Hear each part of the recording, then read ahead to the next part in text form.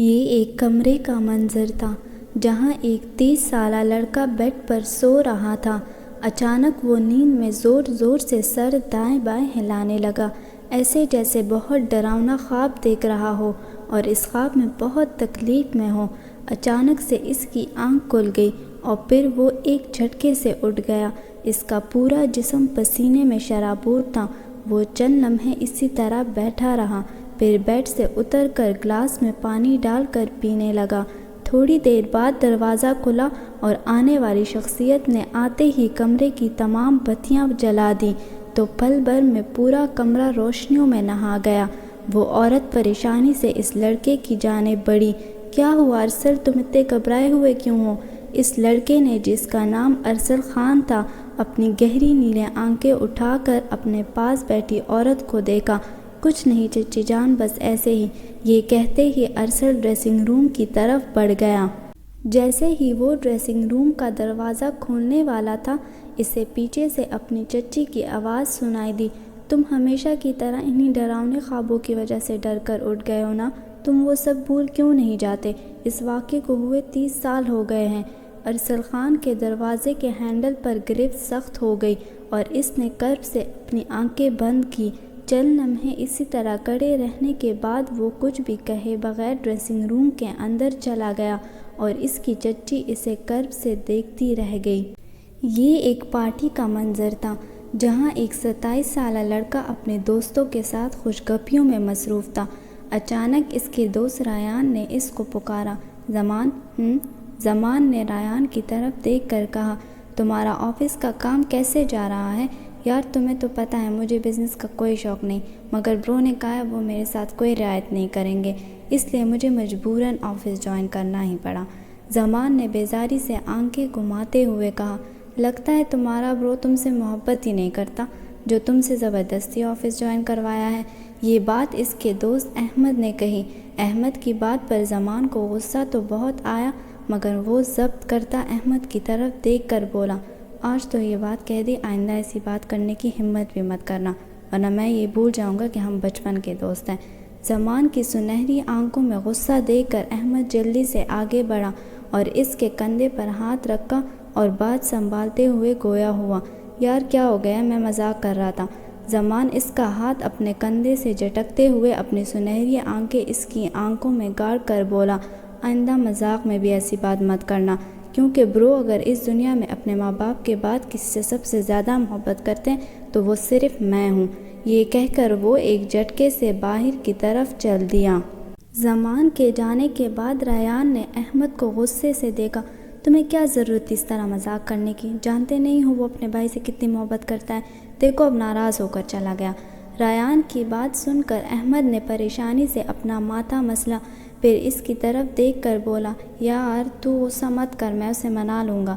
ریان نے سر ہلانے پر اتفاق کیا اور پھر وہ دونوں بھی باہر کی جانب بڑھ دیے۔ زمان وہاں سے نکلتے ہی سیدھا گھر آ گیا تھا۔ وہ جیسے ہی گھر کے اندر داخل ہوا، اسے سیڑھیوں سے ارسل نیچے آتا دکھائی دیا۔ وہ مسکراتے ہوئے ارسل کی طرف بڑھ گیا، کہاں تھے تم آج سارا دن اور آفس کیوں نہیں آئے؟ کیا میں وجہ جان سکتا ہوں زمان خان؟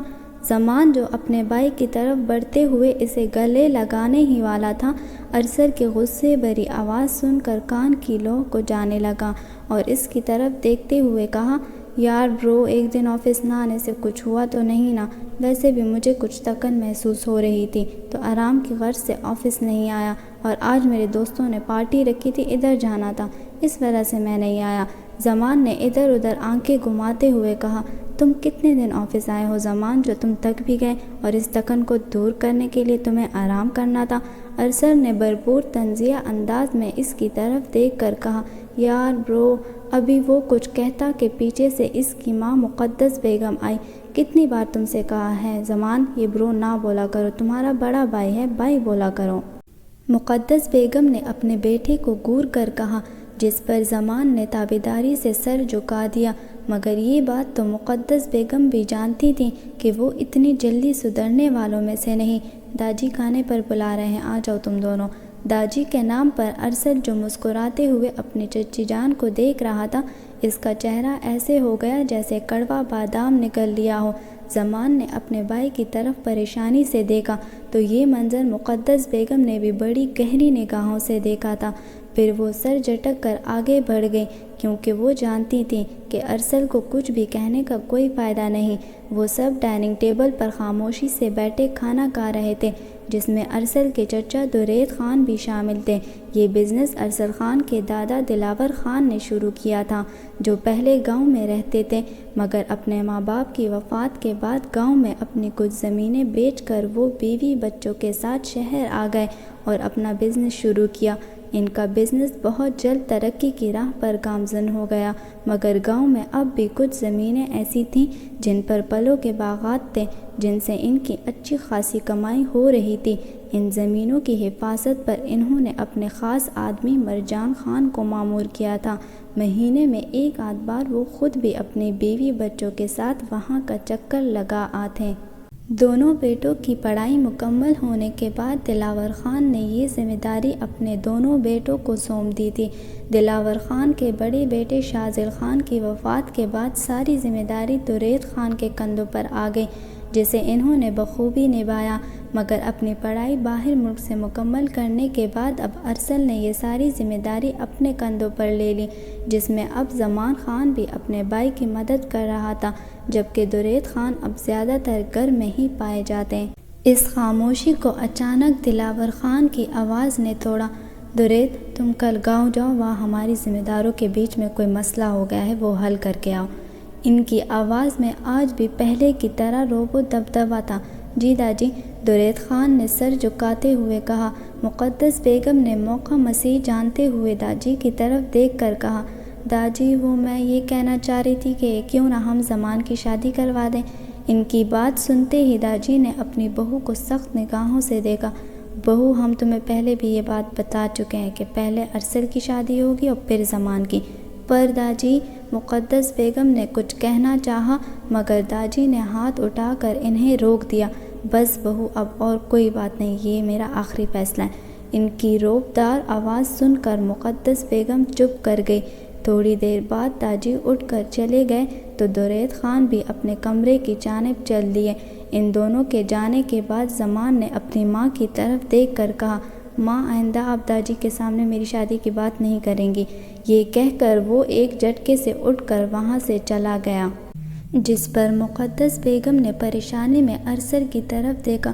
داجی کو تم سمجھاؤ کہ میں تمہیں کتنی بار شادی کے لیے منا چکی ہوں، مگر تم مانتے ہی نہیں، اس لیے تو میں نے ان سے زمان کی بات کی۔ تمہیں تو پتہ ہے میری ہر بات کا غلط مطلب لے لیتے ہیں۔ یہی کہتے ہوئے مقدس بیگم کی آنکھوں میں آنسو آ گئے، جس وجہ سے ارسل کو اپنی آنکھوں میں تپش سی محسوس ہوئی۔ اس نے اٹھ کر اپنی چچی کو محبت سے تسلی دی اور وہاں سے اٹھ کر سیدھا داجی کے کمرے کی طرف بڑھ گیا۔ دروازہ کھٹکھٹانے کے بعد اندر سے اجازت ملنے پر وہ اندر کی جانب بڑھ گیا۔ داجی، مجھے آپ سے بات کرنی ہے۔ ہاں بولو، کیا بات ہے؟ انہوں نے اس کی جانب دیکھ کر سنجیدگی سے کہا تھا۔ ان کا لہجہ ہر احساس سے عاری تھا۔ ان کے اس لہجے کو محسوس کر کے ارسل کے اندر غصے کی ایک لہر دوڑ آئی، مگر اس نے ضبط کرتے ہوئے کہنا شروع کیا تو اس کا لہجہ بھی ہر احساس سے عاری تھا، آپ کو چچی جان سے ایسی بات نہیں کرنی چاہیے تھی۔ میں نے ان کو شادی کے لیے انکار کیا تھا، اس لیے انہوں نے آپ سے زمان کے بارے میں بات کی۔ اس کی بات ختم ہونے پر چند لمحے داجی نے اس کی طرف دیکھا اور پھر سنجیدگی سے کہا، میرا فیصلہ اب بھی وہی ہے اور وہ نہیں بدلے گا۔ یہ کہہ کر وہ اپنے بستر پر لیٹ گئے۔ یہ سن کر ارسل اپنا غصہ ضبط کرتے ہوئے وہاں سے اٹھ گیا۔ باہر جاتے ہوئے لائٹس بند کر کے جانا۔ اسے اپنے پیچھے داجی کی آواز سنائی دی۔ اس نے کمرے کے لائٹ بند کی اور اپنے کمرے میں آنے کے بعد زور سے دروازہ بند کیا۔ اس کا اور داجی کا رشتہ ہمیشہ سے ایسا ہی تھا، وہ دونوں ایک دوسرے سے صرف ضرورت کی بات کرتے تھے۔ ارسل نے اپنے ڈریسنگ ٹیبل پر پڑی پرفیوم اٹھا کر زور سے زمین پر پھینک دی۔ اسے ہمیشہ سے اپنے داجی کی ہر درم طبیعت غصہ دلاتی تھی۔ وہ ایک دفعہ ایک فیصلہ کر لیتے تو پھر ایک انچ بھی اپنے فیصلے سے پیچھے نہیں ہٹتے تھے۔ ان کے اس مزاج نے ارسل خان کا کتنا نقصان کیا تھا، یہ تو کوئی اس سے پوچھتا۔ وہی کئی لمحے اسی طرح کڑے رہنے کے بعد سائڈ ٹیبل سے ایک بریسلٹ اٹھا کر بیڈ پر لیٹ گیا۔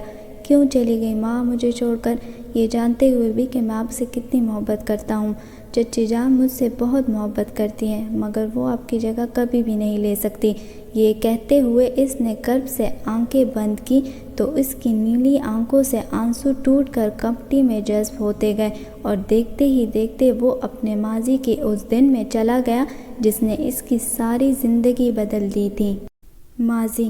وہ سب لاؤنج میں کھڑے تھے جہاں درید خان دلاور خان کے پیچھے کھڑا پریشانی سے اپنے باپ کو دیکھ رہا تھا، جو غم و غصے کی حالت میں کھڑے اپنے بڑے سپوت شاذل خان کو دیکھ رہے تھے، جو سر جھکائے کھڑا تھا، اور ان کے پیچھے ایک عورت ان کا کندھا پکڑے آنکھوں میں آنسو لیے خوف سے تر تر کانپتے ہوئے نیچے زمین کو گور رہی تھی۔ اپنی ماں کے ساتھ کھڑا وہ 7 سالہ لڑکا حیرت سے سامنے کھڑے آدمی کو دیکھ رہا تھا۔ تم ایسے کیسے کر سکتے ہو شاذل خان؟ ایسے کیسے تم کسی سے بھی شادی کر لو گے جو نہ ہماری ذات سے ہو اور نہ اس کا خاندان ہمارے شان و شان ہو؟ ہمارے خاندان میں آج تک کسی نے غیر ذات لڑکی سے شادی نہیں کی، تو تم کیسے کسی پٹھان لڑکی سے شادی کرنے کے بجائے اس لڑکی کو ہماری بہو بنا لائے؟ اور صرف اتنا ہی نہیں بلکہ اپنے 7 سالہ بیٹے کو بھی ہمارے سامنے لا کر کھڑا کر دیا، اور ہمیں یہ کہہ رہے ہو کہ اس لڑکے کو اپنا پوتا مان لے۔ انہوں نے جیسے ڈانٹتے ہوئے کہا، جس پر مقدس بیگم نے پریشانی سے ان کی طرف دیکھا اور درید خان نے آگے بڑھ کر ان کے کندھے پر ہاتھ رکھ کر ان کو تسلی دی۔ بابا آپ میری بات تو سنیں۔ دلاور خان کی بات پر شاذل خان نے کچھ کہنا چاہا، مگر دلاور خان نے ہاتھ اٹھا کر ان کو روک دیا۔ بس میں کچھ سننا نہیں چاہتا، چلے جاؤ میری نظروں کے سامنے سے۔ یہ بات سنتے ہی شاذل خان اپنی بیوی کشف بیگم اور اپنے بیٹے ارسل خان کا ہاتھ پکڑ کر اندر گھر کی جانب بڑھ گئے۔ ان کے جانے کے بعد درید خان نے اپنے بابا کی طرف دیکھ کر کہا، بابا آپ تھوڑا تحمل سے کام لیں، کوئی ایسا فیصلہ مت لیجیے گا جس کے نتائج سب گھر والوں کو بھگتنا پڑے۔ یہ کہتے ہوئے وہ اپنے کمرے کی طرف بڑھ گئے تو مقدس بیگم نے اپنے شوہر کا تعاقب کیا۔ پیچھے دلاور خان سوچ میں ڈوبے کھڑے رہے۔ اس واقعے کو ہوئے 1 مہینہ گزر چکا تھا۔ اس دوران دلاور خان اپنے بیٹے سے صرف ضرورت کی بات کرتے رہے۔ ان کے اس رویے سے شاذل خان ہمیشہ مایوس ہو جاتے تھے، تو کشف بیگم کی تسلی دینے پر وہ تھوڑے سنبھل جاتے۔ اس 1 مہینے میں دلاور خان نے کشف بیگم کو دل سے تسلیم نہیں کیا تھا، مگر انہوں نے خاموشی اختیار کر لی تھی۔ اسی طرح ارسل خان سے وہ اسی طرح محبت سے نہیں بات کرتے تھے جس طرح زمان خان سے کرتے۔ البتہ جب ارسل اپنے داجی سے بات کرنے آتا تو وہ خاموشی سے سن ضرور لیتے، مگر آگے سے کوئی جواب نہیں دیتے اور نہ ہی پیار کرتے تھے، جس پر ارسل مایوس ہو کر وہاں سے چلا جاتا۔ اس کے برعکس ارسل جب بھی زمان سے کھیلنے کے لیے آتا تو وہ خوشی خوشی اس کے ساتھ کھیلنے لگ جاتا، اور وقت گزرنے کے ساتھ ان کی دوستی گہری ہو گئی۔ دوسری طرف شاذل خان کی ماں ثانیہ بیگم اپنے بیٹے سے اس طرح شادی کرنے پر ناراض ضرور تھیں، مگر انہوں نے اپنے بہو اور پوتے کو جلد ہی قبول کر لیا تھا۔ مقدس بیگم کا رویہ بھی کشف بیگم کے ساتھ بہت اچھا تھا۔ اسی طرح وقت گزرتا گیا کہ ایک دن اس خبر سے گھر میں کہرام مچ گیا کہ کشف بیگم گھر سے غائب ہیں۔ جس دن یہ واقعہ ہوا تھا، اس سے پہلے دن شاذل خان میٹنگ کے سلسلے میں شہر سے باہر تھے۔ اگلے ہی دن وہ واپس لوٹ آئے تھے، لیکن یہ خبر سنتے ہی وہ پاگلوں کی طرح اپنی بیوی کو ڈھونڈنے لگے۔ 3 دن مسلسل ڈھونڈنے کے بعد بھی جب وہ نہ ملی تو شاذل خان کی ہمت ٹوٹ گئی تھی۔ جب ارسل ان سے اپنے ماں کے بارے میں پوچھتا تو بے بسی کے مارے ان کی آنکھوں میں آنسو آ جاتے۔ ان کی گمشدگی کو 5 دن ہو گئے تھے کہ پولیس کی طرف سے ان کو خبر ملی کہ ان کو ندی کے کنارے ایک لاش ملی ہے، جس پر شاذل اور درید خان اس لاش کی تصدیق کے لیے چلے گئے، جو پوری طرح جل چکی تھی، مگر اس سے ملنے والی چیزوں سے یہ تصدیق ہو چکی تھی کہ یہ کشف بیگم کی ہی لاش ہے۔ پولیس کے مطابق ان کا بہت سخت ایکسیڈنٹ ہوا تھا، جس کے باعث پوری گاڑی جل گئی اور اندر موجود عورت بری طرح جلنے کی وجہ سے نہ بچ سکی۔ یہ سنتے ہی شاذل خان کے پیروں تلے جیسے زمین نکل گئی۔ اس کی ساری ہمت ختم ہو چکی تھی۔ ان کی جان سے زیادہ عزیز بیوی اس دنیا سے چلی گئی تھی۔ اپنی ماں کے مرنے کی خبر سن کر ارسل خان بھی بہت رویا، چیخا چلایا، مگر چیخنے چلانے سے جانے والوں کو کون روک سکتا ہے؟ اپنی ماں کی وفات کے 2 دن بعد ارسل اپنے کمرے سے نکلا تھا اور کچن کی طرف پانی پینے کے لیے جا رہا تھا کہ اسے داجی کے کمرے سے ان کی آواز سنائی دی۔